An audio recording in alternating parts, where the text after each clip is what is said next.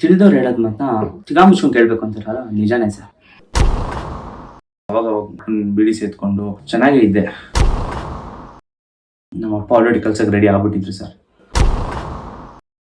Cinema ಮಾಡೋದು ಬೀದಿಗೆ ಬರೋದು ಅನ್ನೋದು ಕೊನೆಗೆ ನಿಜ ಆಗ್ಬಿಟ್ಟು ಸರ್.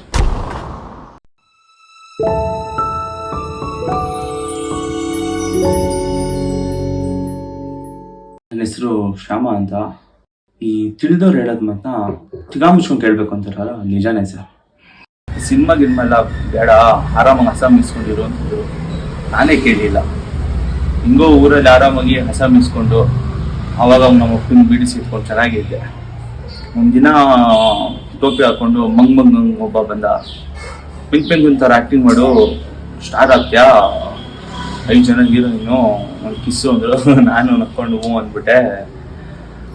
ಆಮೇಲೆ ನೋಡಿದ್ರೆ ಹಸ ಮಾಡಬೇಕು ಅಂದ್ಬಿಟ್ಟು ನಾನು ಏನು ಮಾಡ್ಬೇಕಂತ ಹೇಳಿದೆ. ಒಂದು ಕಿತ ನಮ್ಮ ಅಪ್ಪನ ಕೇಳ್ಕೊಂಬಂದ್ಬಿಡೋಣ ಬನ್ನಿ ಅಂದ್ಬಿಟ್ಟು ಕರ್ಕೊಂಡು ಹೋಗಿ ನಮ್ಮ ಅಪ್ಪನ ಕೇಳಿದ್ರೆ ನಮ್ಮ ಅಪ್ಪ ಆಲ್ರೆಡಿ ಕಲ್ಸಕ್ಕೆ ರೆಡಿ ಆಗ್ಬಿಟ್ಟಿದ್ದೆ ಸರ್. ಸರಿ ಆಯಿತು, ಶೂಟಿಂಗ್ ಎಲ್ಲ ಮಾಡಿದ್ವಿ. ನೀನು ಶಾರ್ಟ್ ಮೂವಿ ರಿಲೀಸ್ ಆದರೆ 1 ಸಲ 2 ವರ್ಷ ಕೊಡ್ತೀನಿ, ವ್ಯೂಸ್ ಮೇಲೆ ವ್ಯೂಸ್ ಬರುತ್ತೆ, ಹಂಗೆ ಹಿಂಗೆ ಅಂದರು. ನಾನು ಸರಿ ಆಯಿತು ಅಂತ ಕೂತ್ಕೊಂಡಿದ್ದೆ. 3 ತಿಂಗಳು ಆದ್ಮೇಲೆ ಶಾರ್ಟ್ ಮೂವಿ ರಿಲೀಸ್ ಮಾಡಿದ್ರು ಸರ್. ಇತ್ತಾಗೆ ವ್ಯೂಸು ಇಲ್ಲ, ಆ ಕಡೆ ನನ್ನ ಹಸ ಅಂತೂ ಮೊದಲೇ ಇಲ್ಲ.